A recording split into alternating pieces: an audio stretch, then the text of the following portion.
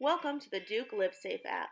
LiveSafe is a mobile application that can be utilized for emergency situations, submitting tips to Duke police, or accessing day-to-day Duke resources.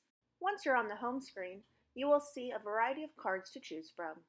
Options include Safe Walk, Security Assistance, Tip Submittal, and Everyday Resources. Today we'll begin with our top card entitled Safe Walk. Safe Walk is a function that allows you to invite friends or family to virtually escort you to your destination. Safe Walk is a private, peer-to-peer function. No one can see your location without you inviting them. To begin a Safe Walk, simply click the top button that says Ask Friends to Watch Me Walk. From here, I can either begin walking, or at the top, I can click Choose Destination. Once I enter my destination, I'll be given the approximate time that it will take me to get there. On the right-hand side, I can either press the +1 to add minutes, or on the left-hand side, I can click the -1 to subtract minutes. At the bottom, I can either stay in walk mode, or I can toggle over to drive mode. Once I've selected my time and my mode, at the bottom I can click Select Contacts. Once selected, I have access to all of the contacts in my phone. Here I can select up to 3 contacts, and once they are selected, I can hit Start Safe Walk at the bottom of my screen.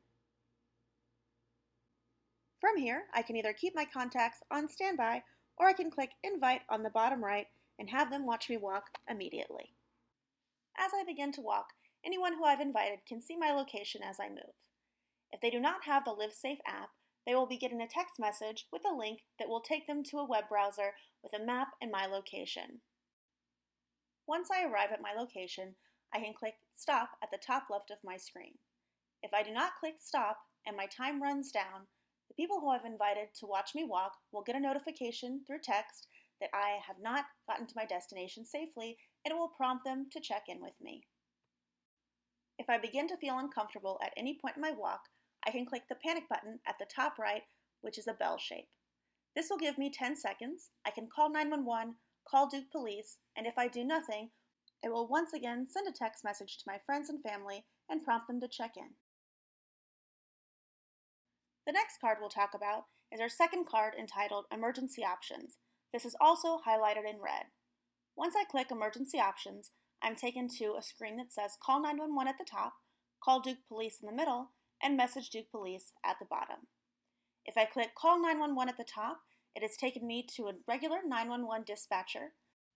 However, if you are in immediate danger, it is always best to call 911 directly. This 911 button works as a global 911. If I am outside of the United States, I will be immediately connected to the equivalent of 911 in that country.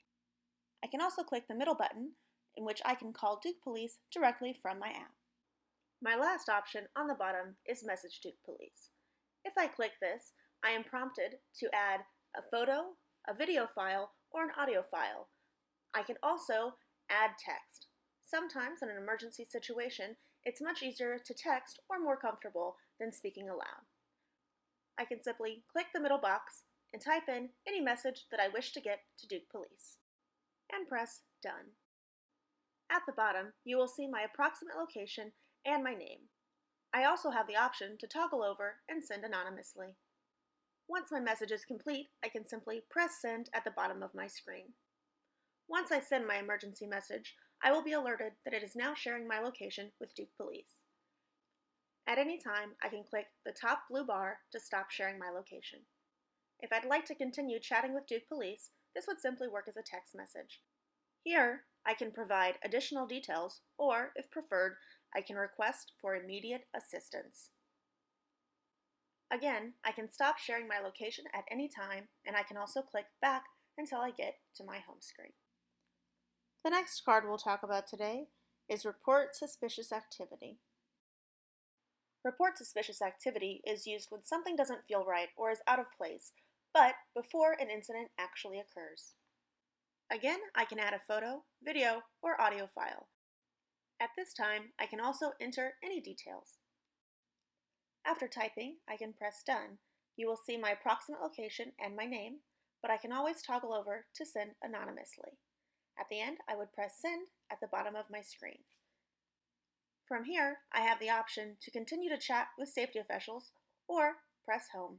If it is beyond suspicious activity and an incident has actually occurred, you can click Report Incident. Once clicked, you'll be taken to a screen to pick which incident type this falls into. Let's say I wanted to report a theft.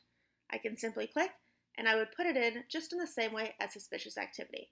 Again, I can put in different media files, enter different details.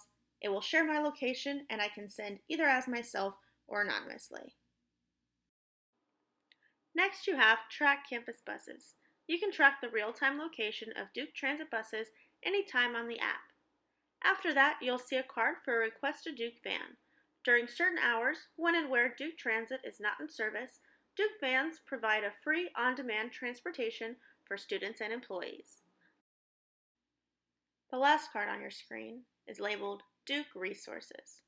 Once you select Duke Resources, you'll be taken to a screen of different resources with a variety of different Duke information. Some of those include emergency procedures, Duke Alert information, as well as access to a variety of campus resources. Thank you for joining us for this demonstration of the Duke LiveSafe app. Working together, we can ensure the safety of everyone in the Duke community.